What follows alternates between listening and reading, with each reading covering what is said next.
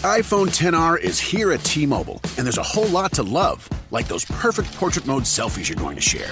Nice. And how Memojis now turn every FaceTime with the kids into fun time. In fact, the only thing you'll love more than your iPhone XR is getting it included in the price when you get an unlimited plan. That's right, get both unlimited and iPhone XR included for just $40 a month. Sure, you can get unlimited somewhere else. But for the same price at T-Mobile, you get unlimited and iPhone XR. Join today and get iPhone XR included with your unlimited plan for just $40 a line for 4 new lines. Call 1-800-T-Mobile or visit a store today.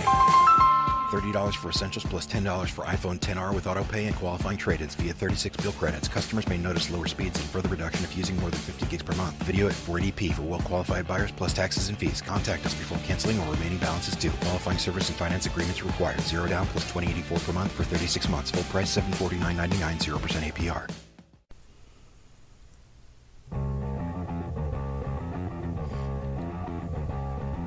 TV party tonight! TV party tonight! TV party tonight! TV party tonight! We're gonna have a TV party tonight! Alright! We're gonna have a TV party, alright! Tonight! We've got nothing better to do than watch TV and have a couple of brews. Everybody's gonna hang out here tonight! Alright! We'll pass out on the couch! Alright! Tonight! We got nothing better to do than watch TV and have a couple of brews. Don't talk about anything else. We don't wanna know. We're dedicated to our favorite shows. And tonight, our favorite show is Runaways, Season 2, brought to you by the good people at Marvel, ABC Studios, and Hulu. And Brian came on. I'm your mandated reporter, and frankly, I'm mortified, Mr. Mark Radulich, your host with the most. And joining me tonight to discuss Runaways Season 2, the man who asked the question, why be a honky when you can be funky? Ladies and gentlemen, that man is Jesse Starcher. How do you do, sir? I don't ever recall asking that question. Not once in my life have I asked that question. Oh, wait, maybe that wasn't you. That might have been Robin Williams, now that I think about it. Oh, okay. That doesn't surprise me. So, if you were a runaway and you were out in this weather up here in the old Lanford, Ohio, let me tell you, you better be thinking about finding your parents real quick and just maybe apologizing to them and then going back to the way things were, because it is cold. Maybe up here, forgive them for murdering. Maybe forgive them for murdering, street walking teenagers. Yeah, listen, you're alive. You don't want to be next. You don't want Mother Nature to take care of your ass. So just ask your own mom to take you in and let you stay warm and safe. Ladies and gentlemen, it's cold up here in the old Ohio region, and it's going to be even colder tomorrow. But by golly, I'm down here in the old basement hanging out with my pal Mark, and we're going to be talking some Runaways. I'm ready, man. Let me ask you a question, baby. Is it cold outside? Oh, goodness. Controversial. We're silly little shits. Anyway, Runaways Season 2 was released in its entirety on Hulu on December 21st, 2018. We're getting to it now here at the end of January. With everything that went on in January, it's just very hard to do things as they were coming out, especially when between Hulu, Netflix, and the theater, things were dropping literally the same day. So you had like Aquaman, Bumblebee, Runaways, just everything dropping all at once. And there's only so many hours in a day I can podcast. So here we are. We're finally getting to it. I watched the entire 13-episode season this past weekend. Jesse, I think, watched it over the course of January. Let's start with just a basic, general, what did you think of the second season? Well, that wasn't too bad. I mean, I don't think it was as good as the first. No, you're wrong. okay, to try and quantify that, it'd be kind of hard for me. It wasn't horrible. I mean, there were some better spots, and there was some stuff that I was like, okay, well. You know what made the second season superior than the first season? Tell me. It didn't take 13 episodes for them to run the fuck away. Well, sir, at some point in the show, they're going to run away, and they're going to stay runaways. And that happens at the end of the first season. So they're finally runaways at the beginning of the second season. Yes. Right, so the first season should be called the Stay Homikins. Stay Homikins. Brilliant. I think they tried to run that past the table, the production table, and they're like, no, I think we better stick with Runaways. Brian K. Vaughan probably spoke up and said, excuse me. I take a issue. I take umbrage. Take umbrage with Stay Homikins. I don't know what that is. Not happening on my watch. But yeah, I mean, okay, they finally ran away. There were some bright spots in here, for sure, during this season, much of which we'll get to. You are wrestling with this, and I just have to know, what is if you can kind of draw a circle on the one thing that you're struggling with that makes the season less good, less better, no, not less better, less good than the first season. Less good. Yeah, we'll go with less good. Yeah, less good than the first season. I mean, because as soon as I said that, you were like, nah, I kind of prefer the first season, and I don't understand why. All fucking around aside, I legitimately don't get why, so explain it to me. Okay, in the first season, we get to see our runaways come together. We get to see the main plot of the Pride. We get to see some, big moments that happen. Chase getting, Chase getting shot, or Victor getting shot by his wife. We had all this intrigue going on in between members of the Pride. It just seemed like there was a lot more meat on the bone in that season than there was here. There were moments and arcs through this second season that I was just like, okay, I'm not into it. Number one, okay, you told me to put a circle around something. The bit between, what's her name here? Oh, I had my notes. Give me a second. Carolina's mom. Don't go looking at the NFL notes, Jesse. It's not there. Let's go over to my major problem is with the Patriots. Patriots in the Super Bowl and Tom Brady. No, Carolina's mom, Leslie, and that whole arc with the church. There was that to me just drug out. Okay, oh my gosh, her and Frank are having issues. What's going on? The problem is that now they have all these characters and they feel like they need to provide a storyline for almost every single one. And some of them just didn't feel natural to me. I didn't like the Leslie Frank church angle. There was some strong stuff right there within the first 3 or 4 episodes where Jonah was, the alien Jonah was trying to do some nefarious stuff by bringing his ship up, and then we got the confrontation between the Runaways and Jonah and all that. But still, it just I don't know why I was more invested in the first season than this, other than just to say there was more parts of the second season that I seem to want to do without. Not to say that the thing as a whole sucked, because I enjoyed a lot of what happened here, but the first season, I think, held more weight for me. All right. Let me tell you why all of that's wrong. No, please do. That's why I came on to the show.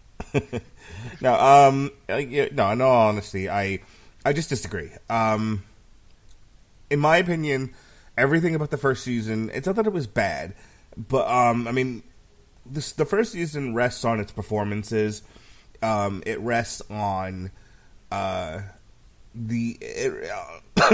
it rests on the characters and their relationships. Where I think it fell down for me was it took forever to get anywhere. That season drags for me. There was way too much mystery that doesn't get resolved. I mean, you figure out that Carolina is Jonah's daughter and that they're aliens, but you don't know what the hole in the ground is for. they just think that they're going to cause an earthquake, and you really don't know the full scope of why Pride is acting on behalf of Jonah. Everything is left up to mystery, and it's like, well, we'll deal with it in the second season, which kind of drives me up the wall. It also, and I made a joke out of it, but it really did bug me that it took 13 episodes for the kids to run away. Like, just as soon as we were getting to the whole point. I mean, if you remember when we read the comic, Volume 1, they run away within, like, the first issue or so. I was legit just about to say that. Yeah, I think when we did Volume 1, they were gone within 2 or 3 issues. Right. At the most. They realize that their parents are a criminal conspiracy, and they're out the fucking door. This one, they realize their parents are a criminal conspiracy, and they're still there. They're just mopey about it. And then when they get accused of murdering Destiny, that's when they take off on that. That's when they go on the run. Yeah. What I love about this season is there were more resolutions. There were plot lines that were actually resolved and new ones that were started. Certainly, they left it. It's another cliffhanger ending.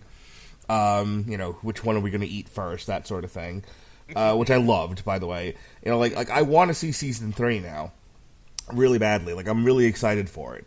I was not. If they don't bring it back to resolve that. I mean, if they leave that hanging, that's going to be rough. But I wasn't necessarily excited for season 2. But when season 1 ended, like it took so long to get to where they got to. I was like, okay, cool story, bros.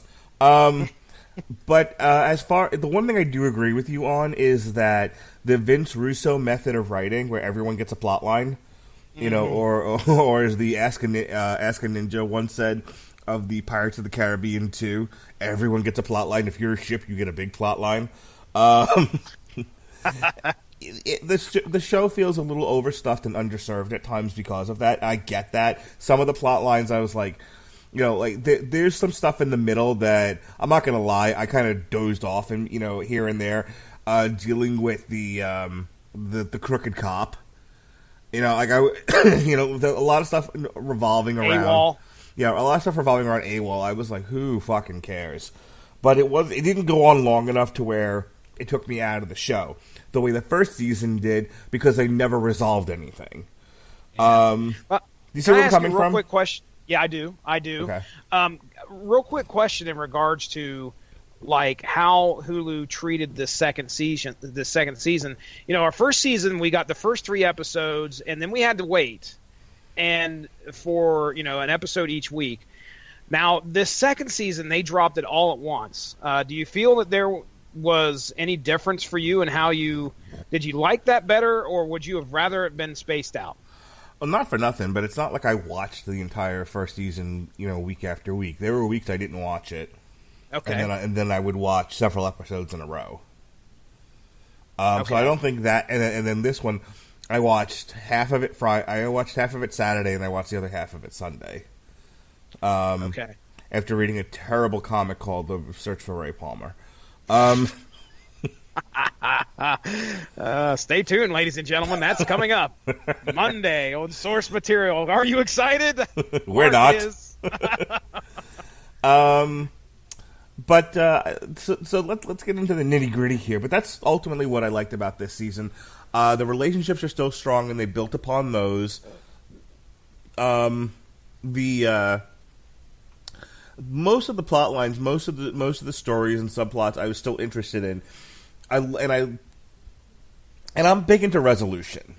I introduce something, let's run it through its arc, and then that's my problem with like a lot of the Netflix Marvel shows.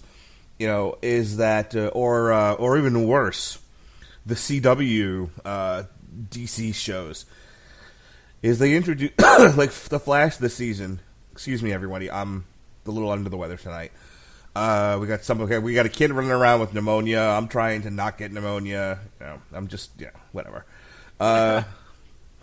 But they introduce a villain at the beginning of the season. Last season it was on the Flash. It was the Thinker.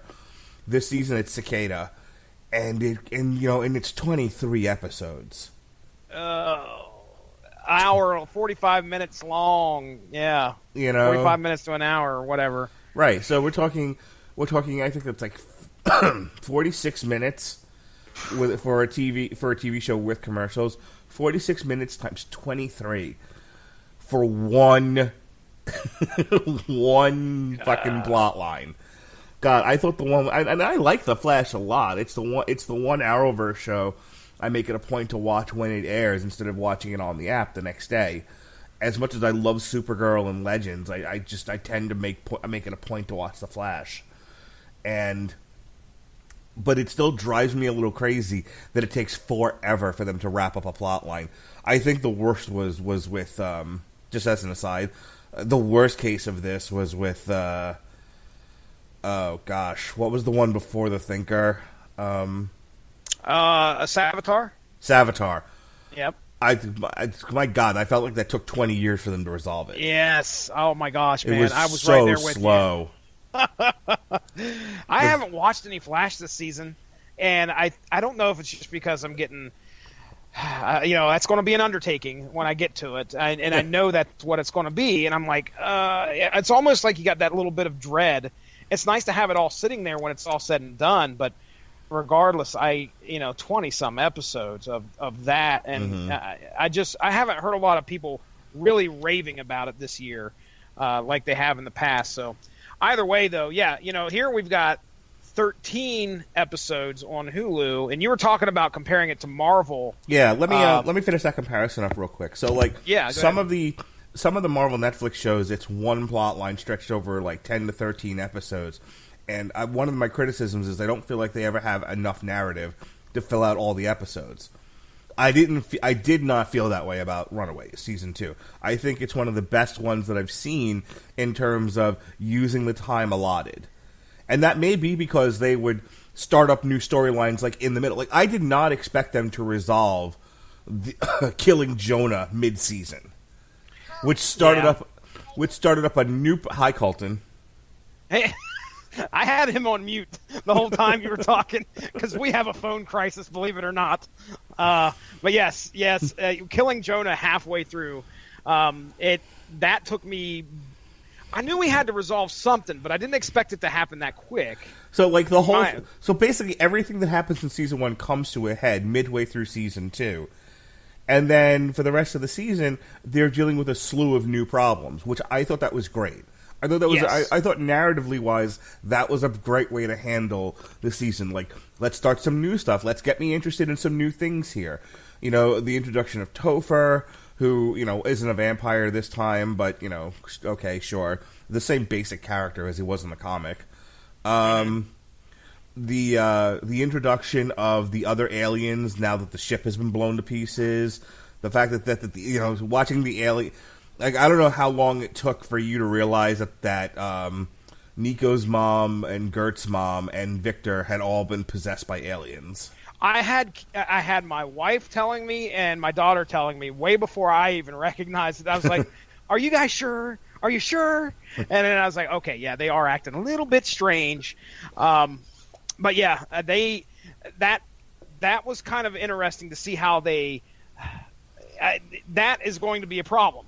Obviously, the way we ended season 2 with all these aliens that are, I assume it's got to be way more than just what are we aware of 3 for sure, right? Well, okay. There's Jonah who took over Victor. Then there were 2 other aliens that took over Nico's mom and Gert's mom. Then there's the other alien that's a shapeshifter that's currently in the Runaways headquarters, and that's all I'm aware of. Okay. We'll talk about Zavin here in a few. Okay, all right. So, how many do you think there are? There's got to be it looked like there was a bunch that shot out after the ship exploded or whatever. Or, no, it was Jonah that exploded, wasn't it? Or was it the ship? The ship. I can't remember. The ship's gone, and he got stabbed. And there was a bunch of family members supposedly in that ship. So anyway, yeah, anybody could be a freaking alien now. Somebody was talking about if you'll notice, one of the Runaways were. Victor, there's a scene where Victor's actually putting up posters that basically says, "If you are Shmagegi, come find him." that the way it was translated? I believe the alien race is called Shmagegi. The Shmegegis. Okay, got it. Yeah. So From Shmagegatron. Interesting. Did not see that coming. So, yeah, I think that's an interesting twist. That not only did they, we thought that Jonah was going to be the big bad, and then when we think that threat is over with, no, now we've got more threats that we have to deal with. Well, Jonah is the big bad. Jonah continues to be the big bad. He does, but we have other people that are out there that are just like him now, and I think we're going to have, that's going to be a mounting concern as to like who could potentially be an alien right now. Did one of the Runaways accidentally inhale one of the pink sperms or whatever they were that flew out from the thing? Do I have to refer to him as that? You don't have to do anything. As far as I'm concerned, they're Shmagegis. All right, then.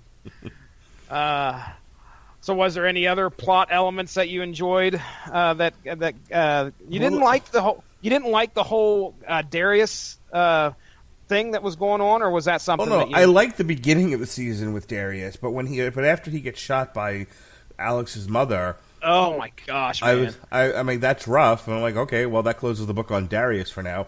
And now, fast forward to the end of the season where Alex sets up his parents with the gun, and he's like, "Dominoes, bitch." Yeah. I got up and cheered. I was like, yeah, get him. That's right.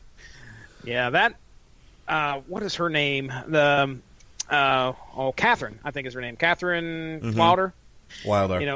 That was probably, there's a good top 5 moments throughout this season. That's one of them where she just cold-blooded murders Darius after everything is smoothed over between him and Jeffrey. Jeffrey's like, okay, we're square. Darius had put in this kind of like plot to get back in his good graces by giving his son back. I wouldn't say his good graces. I mean, there's obviously bad blood still between them, but either way, Jeffrey kind of tried to seal the deal and say, okay, we're square here. And then Catherine shows up and just straight up murders the guy. And then tells fucking Jeffrey, he's like, enough of your back in the day shit. I was like, yeah, if there's one thing, you want to be a gangster? This series has. There are some very, and I think we said this in season 1 because I know it was definitely there. There are some very, very strong female roles. Oh yeah, throughout this series. Catherine being one of them. She takes no shit. She is, it's almost like who wears the pants in the family, and it's usually the women. It seems like even, in the first season where Chase's mom. She's married to Victor, who's this abusive shit, but she at some point takes control. And she's kind of getting a little bit more of a stronger role. She seems like she's taken a little bit more accountability for herself in this season as well. But yeah, man, Catherine, she's that whole moment where she just pulls the trigger on Darius, laying him out there, and then leaves just as Darius's girlfriend or wife is showing up, and that was rough. That was rough. It was rough. So, but I kind of enjoyed, little rich boy Alex getting in touch with his, his street roots, and having Darius as like a mentor, and and he's kind of dating this girl from Compton who cornrows his hair and all of that. I like that. I like streeting up Alex just a little bit. And and Alex's superpower is his intellect. That's what he brings to the team. He's a nerd. And so you have his intellect combined with that little bit of street knowledge, and and then you have Dominoes, bitch, which was great. It was like that whole plot thread comes full circle in that moment for me, and it was entirely gratifying. And I can't point to anything in season 1 that made me feel the same way. Okay, yeah, of the stronger plot lines that we have throughout this second season. I would say that that's up there, and it takes center stage a lot of the times because we wouldn't have, if it wasn't for Alex, and his involvement with Livy and Darius and is it Tamara, we wouldn't have the showdown like we have at the hostel when AWOL and his gang members show up, or gang members. They're cops, ladies and gentlemen. My bad. Don't want to get that mixed up. But when AWOL shows up with his band of thugs there, and we have that whole showdown, and that was probably one of the top 5 moments as well. When they have that showdown and Nico does her thing. Mm-hmm. Nico has some really center stage moments throughout this series. Nico's another one that's been. By the way, Nico's the other one that's possessed. Oh, you think by the alien? Yeah. You think so? Yes. Okay, so Nico doesn't do the thing where essentially she passes out and her eyes turn purple. I call her Dark Nico, by the way. That is my notes, Dark Nico. Okay, so Nico doesn't go all Dark Phoenix until after Jonah and his ship are blown to smithereens. Yeah. So the next time you see her, so the first time she goes Dark Phoenix is when AWOL and we're gonna call them cops. AWOL and his strike team invade the compound, right? She goes Dark Phoenix, and they all turn to dust, right? The second time it happens, and I actually want to sidebar on this in just a second, but let me finish my thought. The second time she Dark Phoenix is out is when she's fighting her parents, and they knock her loopy. Yeah.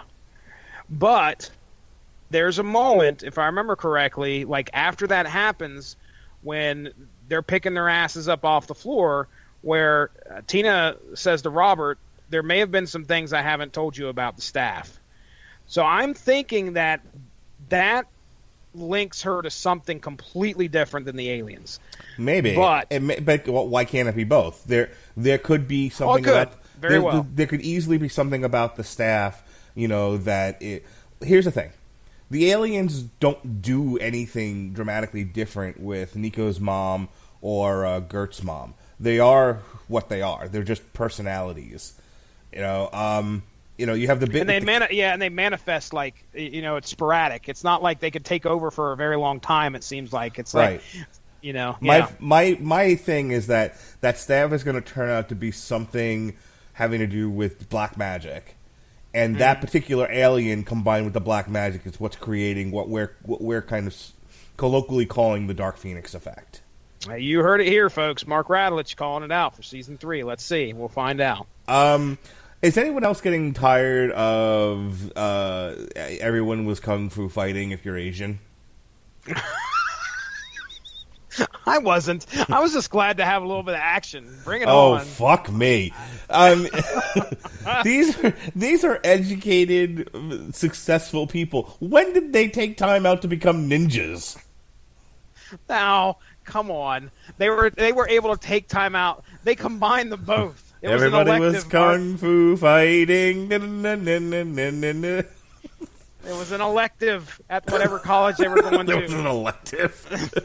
I have calculus. I was thinking about gardening, but engineering 101 and ninja fighting. Oh, that's brilliant. No, I didn't mind that at all. I don't care. That's fine. Add some action to it. I'm down. No, fuck that. I don't buy hoity-toity, uptight, rich scientists, business people. That sounds involved in a super villain group called the Pride. Okay, and then nobody else is a ninja. Nobody else has like special fighting powers. Why is it? It's just if they all had special fighting powers, it wouldn't make them unique. Oh, I mean, God. you have whatever. All right, I'll let you dislike it. In Jesse's racist world, if you're Asian, you're also a ninja. Got it. See Mark's comments in regards to Baby Metal and Rob Halford. Oh, you dick. They pronounce their R's quite well, as a matter of fact. Thank you very much. Nice save. I just thought it was stupid. Okay. Because all right. When they face off, especially towards the end of the season, and and they're like huzzah, like I almost like there should have been like music in the background, dong, come on, man. There are okay. The Minoros, specifically Nico, gay with an E.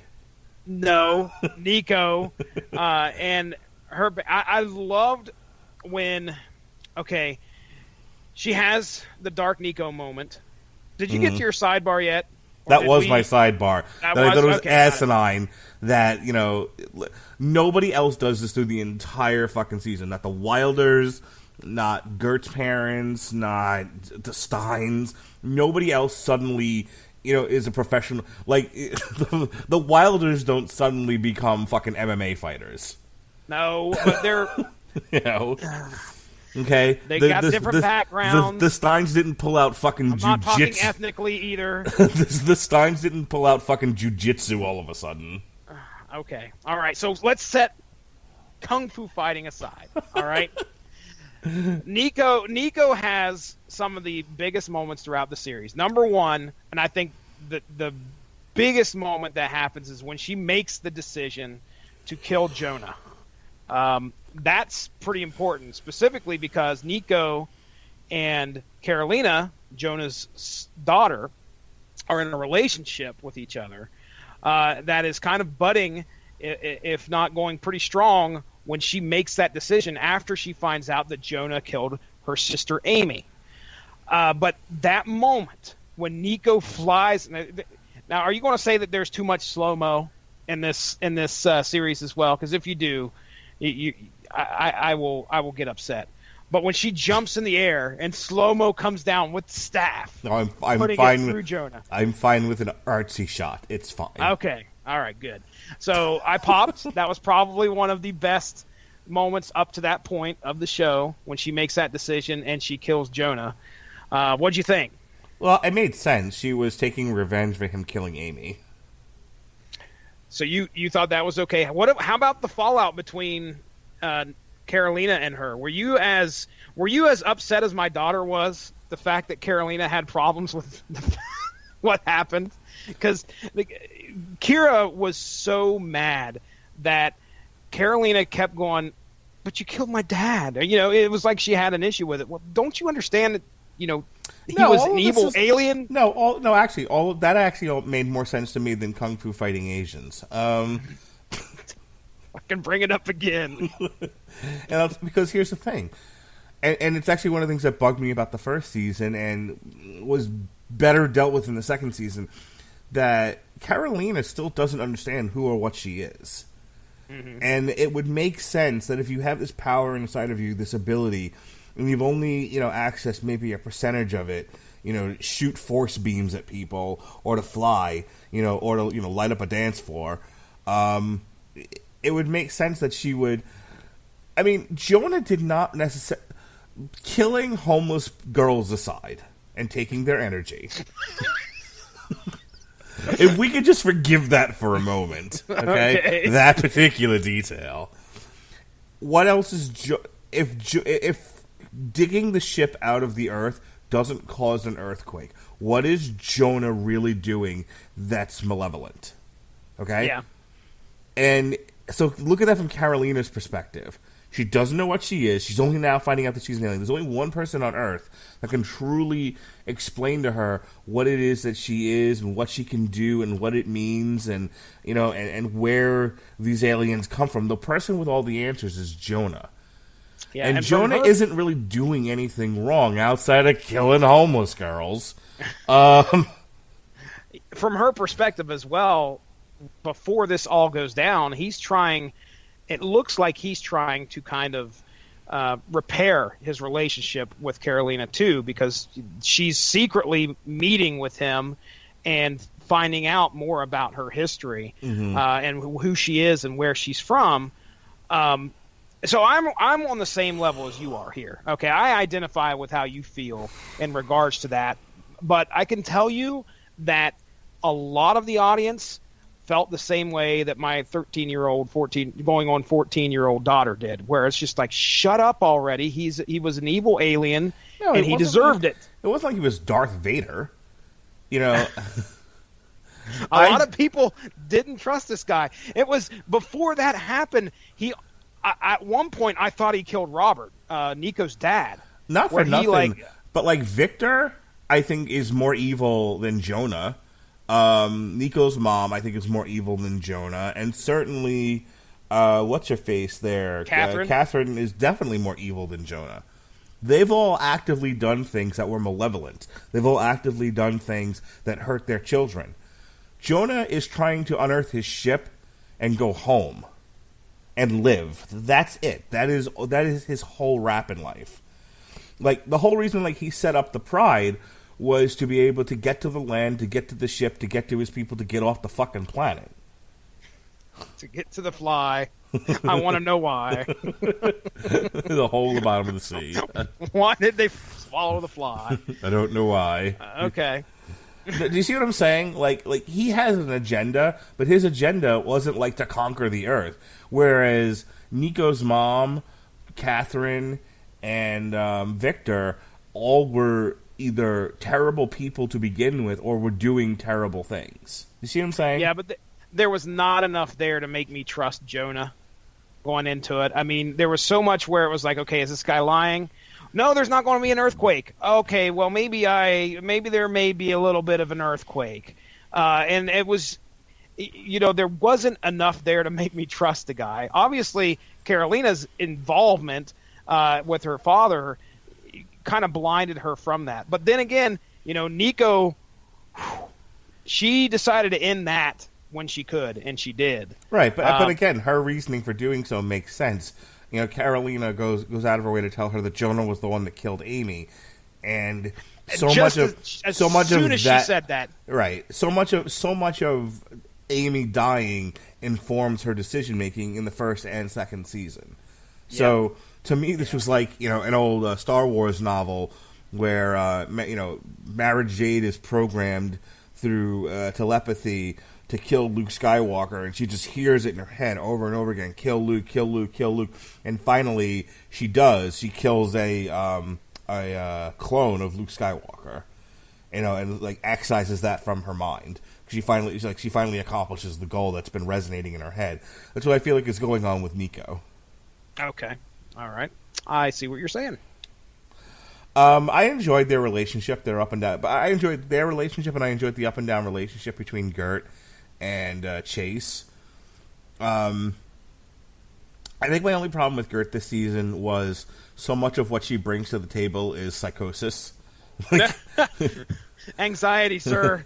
Anxiety. Yeah, I kind of felt bad for Chase at times, and so when he finally leaves, I'm like, yeah, I get it.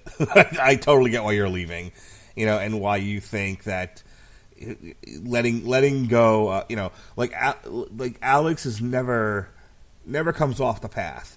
So when he finally sets up his parents, it's like, okay, well, this is all you ever wanted. This is what you've wanted now for 26 episodes. I get it. And he was almost the antithesis of Chase.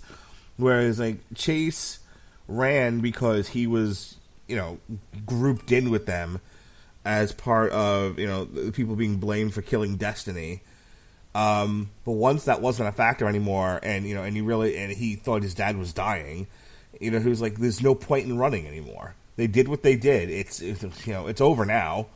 Why am I running? Why am I still here? This is dumb." Mm-hmm. And then it's not like Gert treated him great. So I got why I had sympathy for Chase. There was a lot of people. I know I mentioned this app, or this program or this community every time I get on here, but I hop on the old TV Time and just kind of check through the episodes and look through the comments that people have left as they've been watching it. And, I noticed the difference in attitude that Gert had, you called it psychosis. I could tell there was something going on with her. Obviously, she had this link with Old Lace. I thought maybe that was kind of affecting what was going on, especially since Old Lace got sick and whatever. And she got poisoned is what happened. Yes, she got poisoned. That's right. And she was trying to make her way through that. But regardless, one of the things that I kept seeing people talk about was how Gert had anxiety, and the actress that was portraying Gert was doing a fantastic job of showing somebody who struggles with that. I did not pick up on that at all, but apparently that is something that a lot of people saw in her portrayal of Gert, is that this one guy said that it was spot on how she was acting, was exactly how somebody with anxiety would be portrayed. So I guess there are plenty of moments now looking back at it where, yeah, I guess I could see where that's happening. She's not the looker. We have, if you're comparing Carolina and you're comparing Gert, I could understand where Gert's insecurities come in with Chase. Okay. Where she probably doesn't feel like she's good enough for him.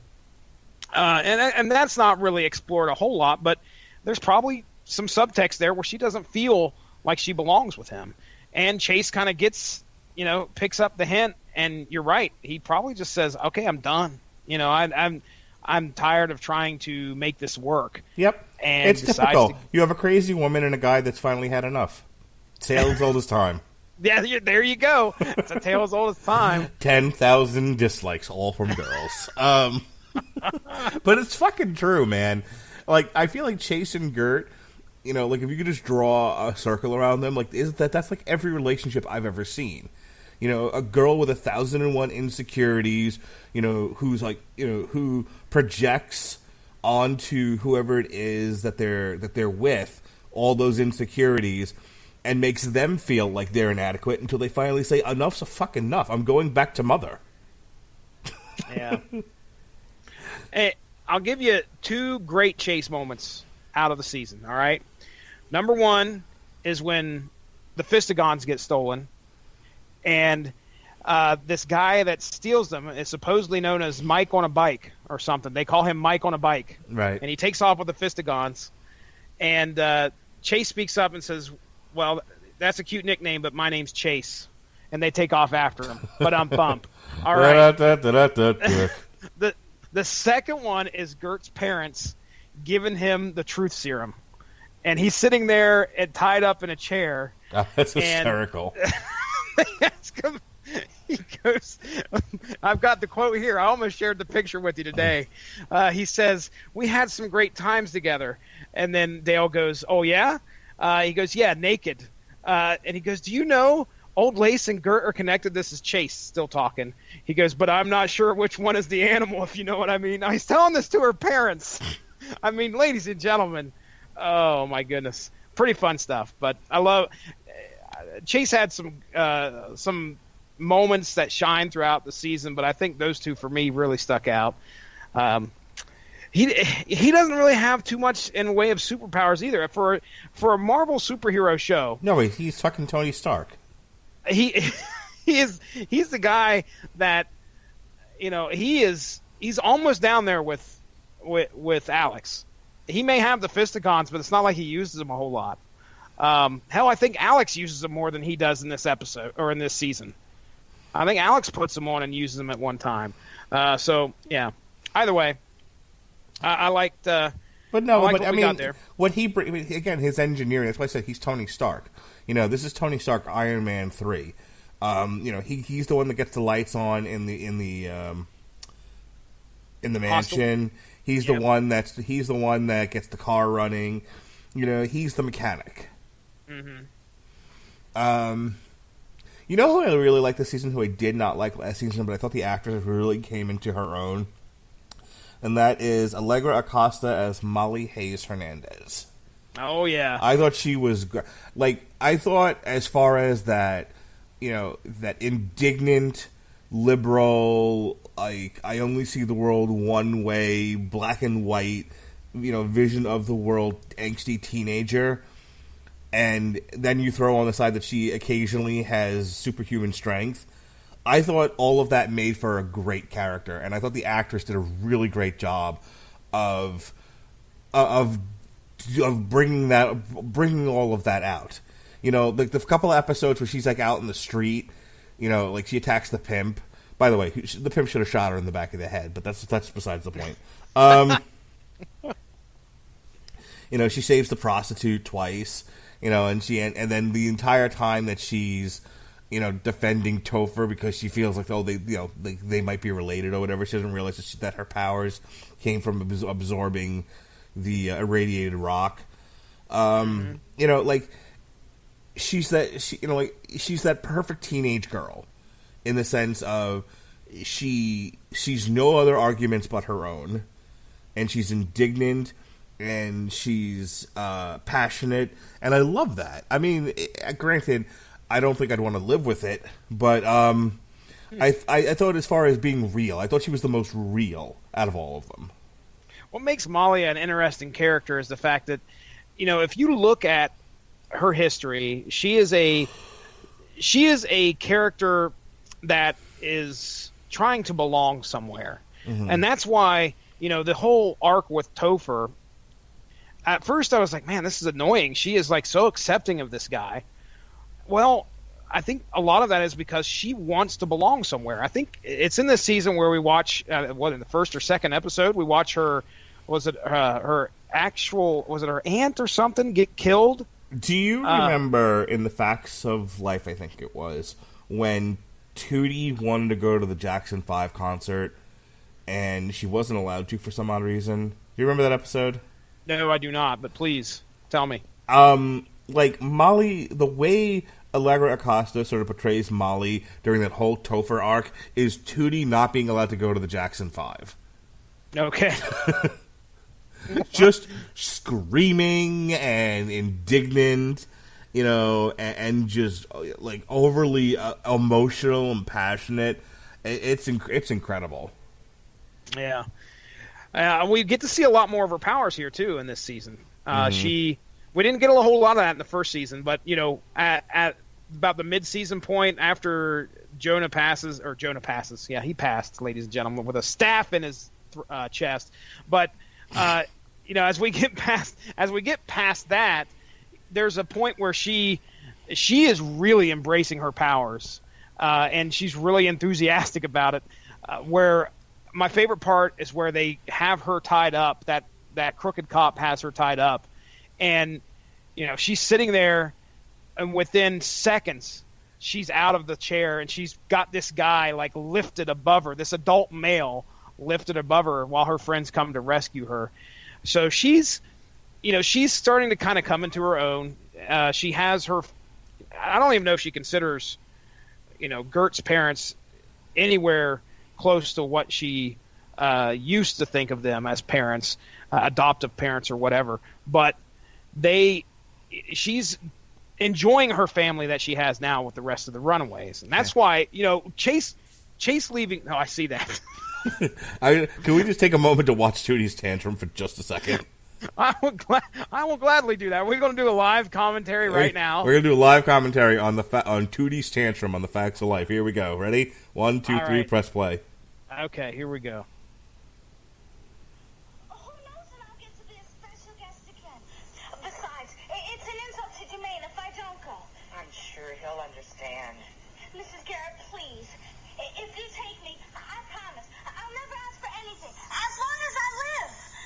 Sorry, Judy.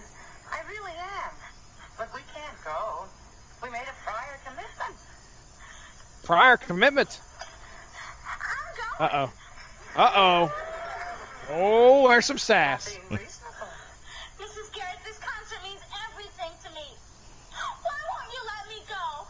Don't you have any feelings? Ooh. Jermaine wants me there tonight, and I'm going to be there. If you don't take me, I'll find someone else. Or I'll take a bus. Or I'll hitchhike. She's going to throw something here in a second. I said you're not going to the concert tonight. I don't care what you say. I Oh. am going. Whoa. I am going. Calm down. Dang, girl. Mrs. Garrett, I Calm down. have to be there tonight. You have to take me, please. Get the paddle, Mrs. Garrett. It's all right. So that's Molly Hernandez the entire season. You see what I'm saying? I don't think she's that bad. Oh, she's every She scene. is not Tootie Tantrum bad. Every scene she's in, she's doing that. Especially when it came to Topher. Oh, come on. She's that way when she's like, we need to go out there and fight, and she's like suggesting they become the Avengers. Basically, she's that way when she's trying to get everyone to trust Topher. Who's that basically got annoying though. I will say that for sure. Okay, I can't remember when else she acted that way, but she does this routine a couple of times throughout the season. She is Tootie wanting to go to the Jackson 5. You just saw the video. I gave you proof. All right, case closed, I guess. Tootie Tantrum equals Molly on season 2. All right. So for those of you that are working on production of Runaways season 3, someone get a hold of Allegra Acosta and tell her you're at an 11. We need you at about a 6. Just turn it down just a little bit. It wasn't that bad. I mean, I think that her portrayal of a kid in the situation that she is in is somewhat realistic. I mean, dude, you have no idea what you would act like. She's 15 in this season because first of all, if I pulled a Tootie tantrum on my parents, I would have gotten punched in the face. But you don't have superpowers, sir. That's the thing. You don't have super strength. You don't have yellow eyes. So which point? There you go. You don't know how you would act if you were a kid that grew up with it's super strength. As much as you like the Hulk, I think you probably ran through some scenarios as a kid, what it would be like to have super strength like that. And I guarantee you, at some point, you probably, I don't know if you threw a Tootie tantrum or not, but I told you if I threw a Tootie tantrum when I was a kid, I got decked.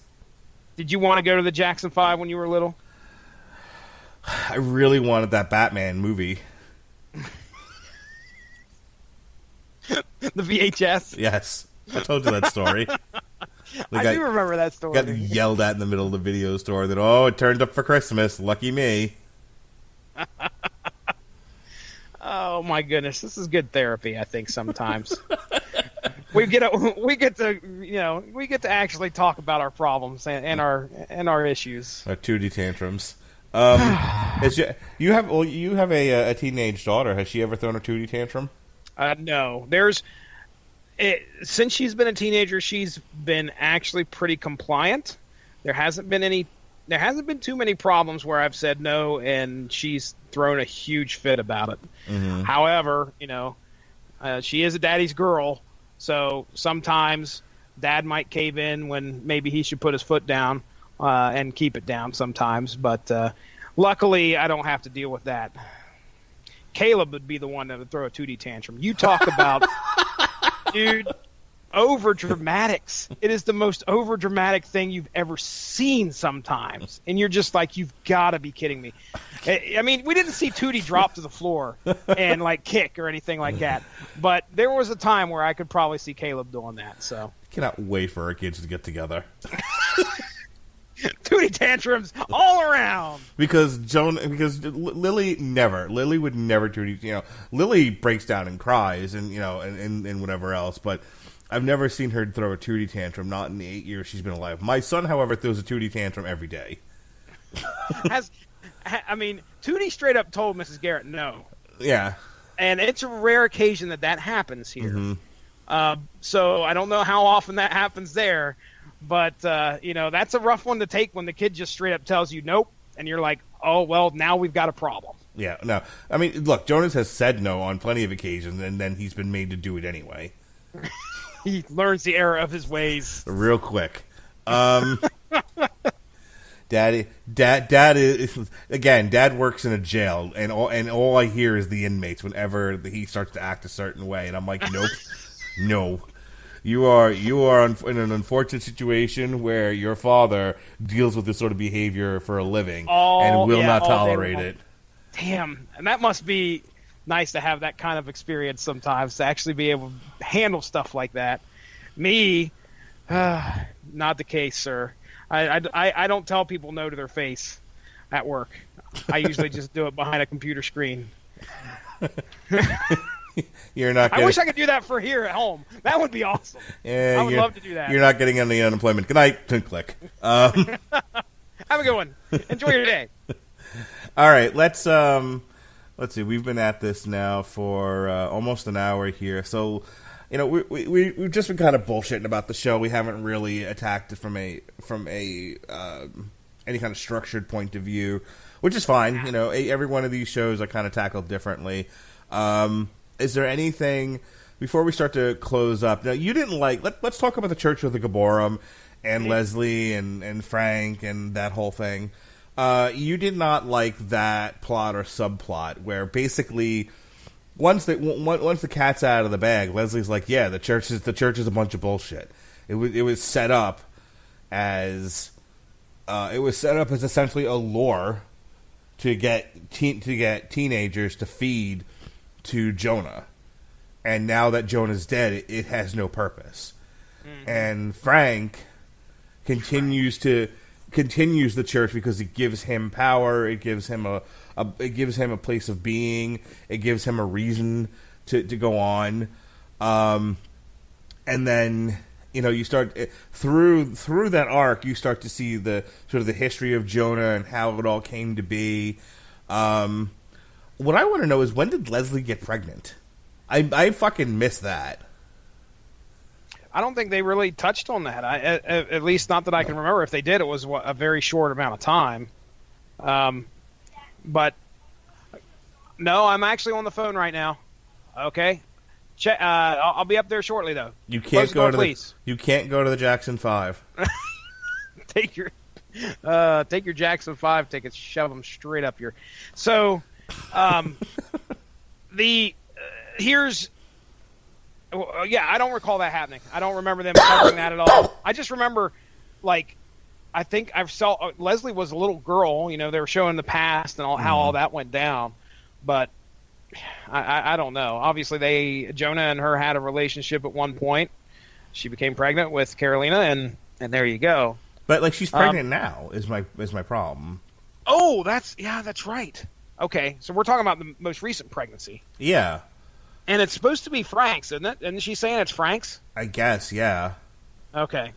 Yeah, I don't know. Again, this is an arc that I could care less about. Mm-hmm. I really did not care about it. I cared about it because I thought it filled in a lot of blanks. But you're right. After really once Jonah was gone, or it was no longer serving the purpose of luring runaways for him to eat. It was kind of like, okay, well, that's great and all. Now that whole thing has been filled in, but it doesn't take the narrative any further. Let's look at it this way, okay? Of all the villains that have appeared on the show so far, okay, we'll count all of the parents in there. We'll count Jonah. We have these villains. We got to count AWOL because he was definitely a dick. And maybe Darius at one point, but he kind of redeems himself a little bit here in this season. Of all of the villains, I wanted the least effectual one to die, or at least get removed somehow, and that was fucking Frank Dean. Get him out. I did not like that guy. He just annoyed me. It wasn't because I thought he was an evil genius. It's because I was annoyed. He's like, oh, I gotta have the power. I want to be. What? All he wanted to do was just become head of the church so he could continue his career. And we had to endure probably an hour and a half to 2 hours of that arc throughout the whole season. And when they took his ass after Carolina exposed herself to the congregation, and they took his ass and threw him in a cell, I was like, thank goodness this is over with. I was so unimpressed with that whole arc. You said it filled in some gaps. Okay, yeah, there was a few things. I mean, I wasn't I really needed to know how Jonah got there. I just assumed he got there and he was involved with the church. I had a feeling everything that they showed in there, in the the flashback scenes, I had a feeling all that. I knew all that already. I didn't think that needed to be explained. I mean, we kind of get an idea of what were the two the two assistant ladies Betty that and ended up being Veronica. like, sure, that were like part of the harem of the cult back then. Right. And then they kind of grew up, and they're like 50 or 60 years old now or something. But none of that really felt necessary to me. I'm not going to say that we had to do without it because, again, they probably felt it necessary, just like you were saying, to give somebody a plot, to give them something to do. So anyway, I'm glad Frank Dean met an unfortunate end in a cell there at the compound. But, yeah. All right, let me ask you a question. Now, you wanted to talk about Zavin. Go ahead and do that, and then I think we're gonna close up shop here. That sounds good. Did you have a chance to listen to our podcast on source material? I sure did, Binky. Okay, so now I know you had scheduled our 18 epic issues. Did you have a chance to read them yourself? No, sir. Okay, I'm glad. If I had, I'd have been on the show. I can still curse your name then. Thank goodness. 18 issues, you bastard. No, we read the entire. Wait, the whole from first volume was like 18 issues. No, yes. There's no way it was like only 8 issues. No, it couldn't have been that long. No bullshit. No way. And then we also did this for Guardians of the Galaxy. We did the entire first volume, and it was like 18 issues. I do not recall that. But either way, I'm gonna look it up right now. It still wounds me. It still wounds me, sir. I'm gonna look it up right now for your ass. Zavin. So Zavin's going to, at least in the comics, okay, now we know how Marvel changes things for TVs, but ladies and gentlemen, we are going to have a scroll on our hands. Hang on. Runaways, the complete collection, volume 1, 1 through 18 issues. Dominoes, bitch. No perfect slam has ever been put on me, at least for quite a while, other than Domino's bitch and you proving me wrong. All right. So anyway, Zavin was one of those kind of inside things where clearly that matched up with what we read on source material. Zavin being back there. Now, they don't jump into that a whole lot, other than I think the very final episode, they kind of explain why Zavin is back and saying my betrothed. To be honest, that last episode, I was kind of in between cleaning and letting my daughter and my wife watch the episode, so I caught a little bit of it. But, that'll be an interesting character, because what ends up happening in the book, and if they follow the book, this is not going to be spoilers for anybody, but you could probably see this coming. Most likely, Zavin at some point is going to become part of the team. Zavin helps them out in that last confrontation with their parents. So Zavin's going to be a neat character, the shapeshifter, and that's what the Skrulls do. By the way, if this is going to be a representation of what we get in the Captain Marvel movie, that's going to be a fun connection. Now, I don't think they came out and said that Zavin was the Skrull. Did they? No. Okay. All right. That's the way it is in the book. Now, if it was portrayed differently at the beginning, because I know there was a whole prologue on that last episode, then just go ahead and disregard everything I said. Either way, it's neat to see this character show up that I recognized from the 18 issues of Volume 2. And it's going to make for an interesting love triangle type deal. I completely expect that on this in Season 3 if it drops. We have Carolina, who may be potentially romantically involved somehow with Zavin. And then we have Nico on the other side of that triangle, who there are definitely some cracks in the relationship between Nico and Carolina. So get ready. That teenage drama is going to be yanked on up another couple notches. Other than that, I think that's really all I had to say. Well, I mean, what do you think of Zavin? Any specific thoughts? I mean, she came in so late in the season that and did so little that I feel like Season 3, I'll have more of an opinion. Though she'll be able to contribute a little bit more. By the way, Runaways Volume 3, Civil War, Young Avengers 1 through 4, Runaways 2005 19 through 30. That's 11 That's issues. 11 buddy. issues. Yeah, that ain't too bad. Runaway Saga 1 and Secret Invasion Runaways Young Avengers 1 through 3. So get ready for that. Oh, boy. Oh, boy. And then Runaways The Complete Collection Volume 4 is... Come on. Bring it on. Back and go. Get it on. Mystic Arcana, Sister Grimm, Runaways 1 through 14. Breaking into Comics the Marvel Way. What if the Runaways became the Young Avengers? Okay. Ooh, what if? Okay, that's nice. Very nice. Well, And then it looks like it starts all over again with Runaways by Rainbow Rowell. Sure. Whatever you say. If you're just going to go ahead and make up names, I'm going to stop taking you seriously. I'm not making shit up. I'm gonna say Runaways by Rainbow Rowell, Volume 1. Okay. Find Your Way Home. Runaways by Rainbow Rowell and Chris Anka, Volume 2. Best Friends Forever. Is rainbow spelled rainbow? I mean RANBOW. Yes. All right. I don't tell lies. I'm just not used to somebody being named Rainbow. I'm not making any judgments. I hope you have a fourth child and you name them Rainbow. That's going to be tough. I'll just tell you right now, from a medical standpoint, we're going to probably call that Miracle if that happens. Okay. Well, I'm Miracle just saying. Starcher. Yes, Rainbow Miracle Starcher. There's the name. Or Medical Oddity. Oddity will be their middle name. All right. I think that's where we need to call it. Rainbow Oddity. Brilliant. All right. So overall, you would call this season a success, though, right? I mean, you liked the season. Oh, yeah. There was not a point in which I said, okay, I'm not watching this.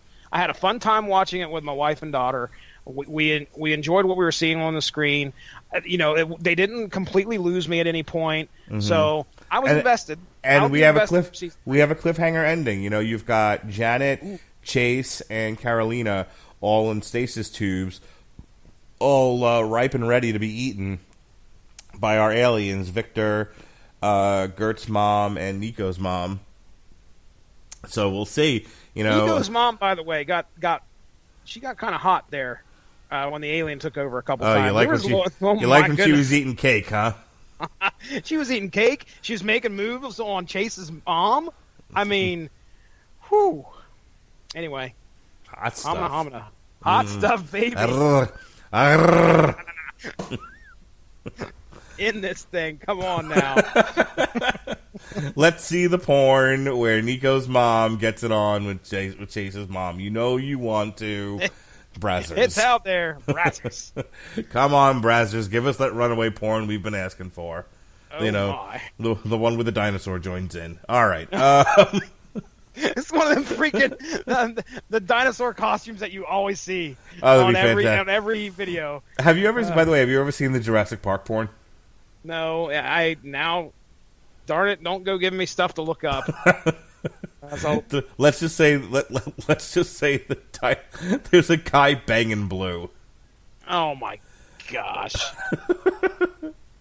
And which essentially is a woman dressed up, a large-breasted woman dressed up in a blue dinosaur costume. The actual answer I should have came up with was no, but I bet you have. I'll tell you. And I would have been right. I do that. Look, I do this research for the people. Oh, because if I don't do it, who will? I've got Fallen Kingdom on Damn You Hollywood. I've got to do my research. All right.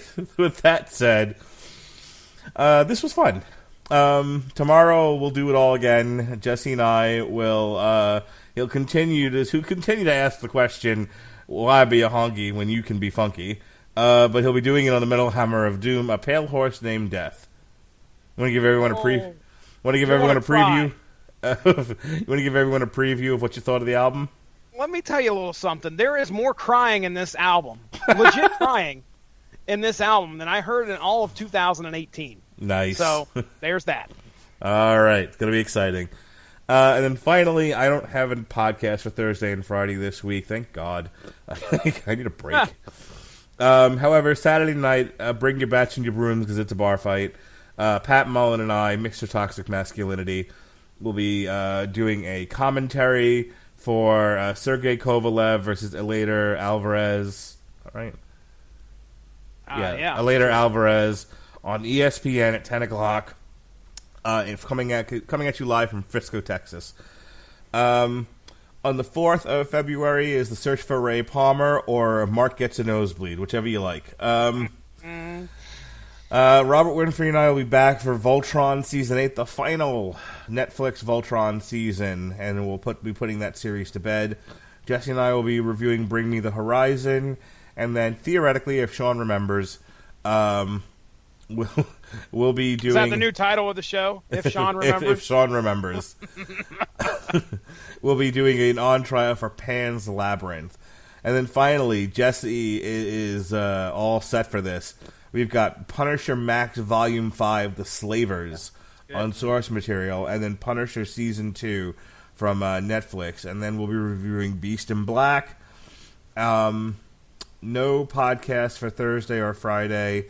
Saturday the 16th is Leo Santa Cruz versus Miguel Flores, and that's going to be on Big Fox. Theoretically, on February 18th, we'll be doing another DC Looney Tunes show on source material. Hopefully the gang will all be back. We'll have Alexis Hana, myself, Jesse, maybe Josh Calandros, maybe my dad. One never knows. One never knows what evil lurks in the hearts of men. The Shadow do. That's like the 9th time I've heard you reference that. Can you please explain why that line is continually messed up? Because you pulled it from something else. What is it? I honestly, my dad would say it all the time, but he'd say it right, and then I repeated my dad, but I fucked it up. My dad... And you continually just... you just repeat that fuck up every time on a podcast. Every single time. Nice. You know what I don't fuck up, though? Why be a honky when you can be funky? Yes, sir. A question I will ask myself as I go to bed tonight. Robin Williams, Reality, what a concept. You should listen to it, and then you'll know. Okay. I made my wife listen to it on the way home from West Palm Beach. On February 20th, we'll welcome you back to Avantasia. And then we were supposed to do that this Thursday, but I did not have time to watch The Crown Season 2, so we pushed it off until February 21st, but we're definitely doing it then. I'm not pushing it off any further. God damn it. Does the new WWE Championship have like a wood grain finish? Not that I'm aware of. Okay, all right. Well, then I'm apparently... Maybe this is a meme. Oh, you know what it was? Daniel Bryan debuted an eco-friendly title tonight. Okay. Because he's a heel, you see. That's funny. It's a biodegradable? Is that what we've got going on here? I have no idea. Finally, and we may have just switching these around. I gotta check release dates for Fighting with My Family, but in theory, the last week of February is Emerald Twilight, Black Mirror, Bandersnatch, Dream Theater, and Alexis Hana will be on TV Party tonight to discuss the new Netflix animated series, Where in the World is Carmen Sandiego? Actually, I think it's just called Carmen Sandiego. Where in the world is Carmen Sandiego? Did you watch a lot of PBS when you was a kid? No. Okay. I was just curious. There were some classic PBS shows I remember airing when that was going on, and wanted to see if you remembered them. But if you didn't watch a whole lot, We used to play the game though. We used to play that, and I used to play Oregon Trail. That's a classic. Mm-hmm. One I never played up here in the old Ohio area. All right, are we done here? I am. I didn't know. I thought you were done. All right, are you done? I'm done. Oh, let's get the hell out of here then. Here we go. Ladies and gentlemen, go give the Radulich in Broadcasting Network Facebook page to stay on top of all the great podcasts that we have to offer. all sorts of great podcast platforms or plodcast platforms, however you want to say that. There's Stitcher, iTunes, TuneIn Radio. We're right here at home on Spreaker.com. And all you have to do is type in Radulich to take a look at the archive that we have, and you can subscribe just to get that stuff directly downloaded every time something gets released, just probably within minutes after it goes up on the network. So other than that, that's Mark Radulich. I'm Jesse Starcher. I turn it over to you, Mark. Get us the hell out of here. All right. For Jesse Starcher, this has been TV Party Tonight. We look forward to offending you in the future.